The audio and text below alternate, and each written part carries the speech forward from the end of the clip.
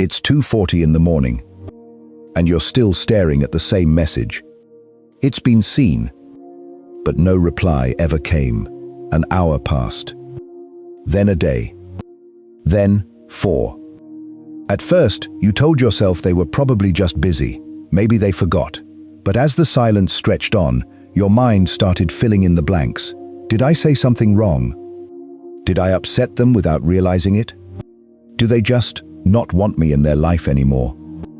And the longer the silence lasts, the more convincing those questions become. If you've ever been the person staring at an unanswered message, you know how fast the human mind turns uncertainty into self-blame. But what if the story you've been telling yourself isn't the one playing out on the other side of the screen? What if the person who disappeared isn't ignoring you because they stopped caring, but because they're trapped in a completely different conversation, one happening entirely inside their own head? While you're asking, "What did I do wrong?" they might be asking themselves something much harsher. What's wrong with me? Today, in Deep Ravines Psychology Lab, let's explore the psychology and neuroscience behind that quiet disappearance, and why understanding it might change the way you see both other people and yourself. When someone disappears without a word, our minds reach for the easy explanation. They don't care anymore. Maybe they lost interest. Maybe they found someone else. And sometimes, that's true. But it's far from the only possibility, because sometimes the people who suddenly withdraw aren't trying to escape you at all. They're trying to escape themselves. Imagine making a mistake that feels enormous in your own mind, even if it looks small to everyone else. You forget to reply, you cancel plans, you let down someone you genuinely care about. And instead of thinking, "I made a mistake," your mind quietly shifts to something heavier. Maybe I am the mistake. Once that happens, every unread message stops feeling like an invitation to reconnect and starts feeling like proof of your own failure. From the outside, it looks like indifference. Inside, it feels more like paralysis. Someone who's truly stopped caring usually moves on without looking back. Someone drowning in shame thinks about coming back every single day. They've just convinced themselves it's already too late. And that brings us to a distinction that changes everything. The difference between guilt and shame. We tend to use the words as if they mean the same thing, but psychologically, they point in opposite directions. Guilt says, "I did something wrong." Shame says, "There's something wrong with me." Guilt is about a behavior, so it usually leads somewhere useful. You apologize, you explain, you try again. The mistake still stings, but it doesn't swallow your whole identity. Shame is different. Shame doesn't stop at the action, it spreads inward. A missed message becomes evidence that you're unreliable. And once the mind reaches that verdict, replying no longer feels like a simple text. It feels like exposure. Answering means risking that the other person confirms the very worst thing you already believe about yourself. So the nervous system looks for an exit. You avoid the message. You mute the notification. You tell yourself you'll reply when you feel calmer, clearer, more deserving. But that calmer moment rarely arrives on its own, which leads to something that confuses almost everyone. Why does replying get harder the longer you wait? Wouldn't it be easier to just send something and get it over with? Strangely, the brain often works the other way. On day one, you think, "I'll reply later, once I've had time to think." By day 2, the delay already feels awkward. By day 4, your imagination takes over. They must be angry. They probably think I don't care. Maybe I've already ruined this. A week later, the conversation in your head barely resembles reality. It's become a story your anxious brain wrote, and now it believes every word. Psychologists call this cognitive avoidance. Dodging the message lowers your discomfort for a moment, so your brain learns that not replying feels safer than replying. The relief never lasts, but it quietly trains the habit. Then your mind starts rehearsing every possible bad outcome before anything has even happened. And each extra day doesn't just add time. It adds another layer of fear, making the one message that could end the whole thing feel more and more impossible to send. Here's the part that surprises people. It's easy to assume that whoever disappears simply didn't value the relationship enough. But psychology points somewhere more complicated. The people who withdraw the most are often the ones who care the most. The people pleasers who measure their worth by how little trouble they cause. The perfectionists who believe every conversation has to be handled flawlessly. They tend to share one hidden belief. If I can't show up as my best self, maybe I shouldn't show up at all. So a late reply doesn't feel like a small social slip. It feels like a personal failure. They don't ignore the message because it means nothing.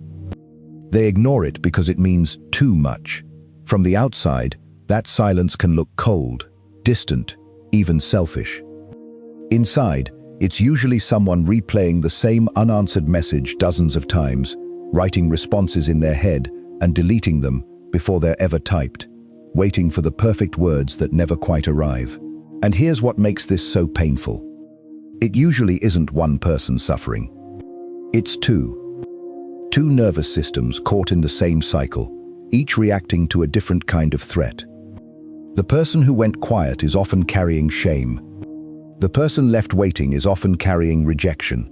The one overwhelmed by shame reads every passing day as proof they've already done irreversible damage. They must hate me now. There's no point replying. I'll only make it worse. Meanwhile, the person waiting tells a very different story. If they cared, they would have answered. Maybe I just don't matter. Maybe I've been abandoned. Notice what's happening. Neither person is reacting to what was actually said. They're reacting to what their nervous system predicts is about to happen. One retreats to avoid humiliation. The other pulls back to protect themselves from more rejection. And without meaning to, both start guarding themselves in ways that quietly create more of the very pain they're trying to avoid. This is how so many relationships end, without a single honest conversation. So if you've recognized yourself somewhere in this cycle, here's the hopeful part. Breaking it almost never requires the perfect explanation. It doesn't need a flawless apology or exactly the right words.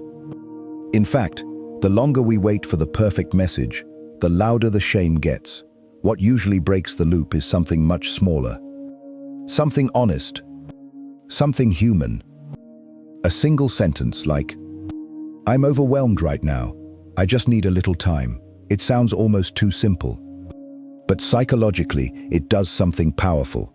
It interrupts the story both nervous systems have been writing in silence. For the person sending it, it challenges shame's central belief that being seen means being rejected. The brain learns that reaching out is survivable. For the person receiving it, the uncertainty finally gives way to clarity. The silence is no longer read as indifference. It has a name, it has context, it has humanity. It won't heal everything overnight, and trust still takes time to rebuild. But one honest sentence can stop the imagination from filling the silence with its worst fears. Because connection rarely begins with perfect words. More often, it begins the moment someone is willing to say, "I'm still here." So maybe some people don't disappear because they stopped caring.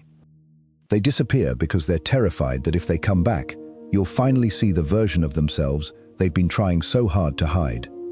The part that feels broken. The part they've quietly mistaken for their entire identity. And maybe that's why the most important question isn't always, why did they leave? Maybe the deeper question is, who were they trying to escape? More often than we realize, the answer isn't another person. It's themselves. Understanding that doesn't erase the hurt of being left in silence, and it doesn't excuse every disappearing act. But it does remind us that behind so many unanswered messages isn't a heart that stopped caring. It's a nervous system overwhelmed by fear, shame, and the belief that it's become too flawed to return. And sometimes, seeing that difference changes everything. If videos like this help you put words to things you've felt for years but could never quite explain, consider subscribing to Deep Ravines Psychology Lab. Next time, we'll explore why the people who seem the strongest are often the ones who find it hardest to ask for help. Until then, stay curious and be gentle with yourself.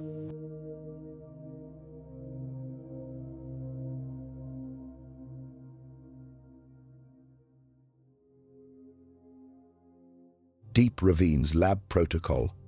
Characters and stories are AI generated for motivational insights. 2. Content is curated for entertainment and exploring the messiness of human psyche. 3. No proselytizing or harmful content.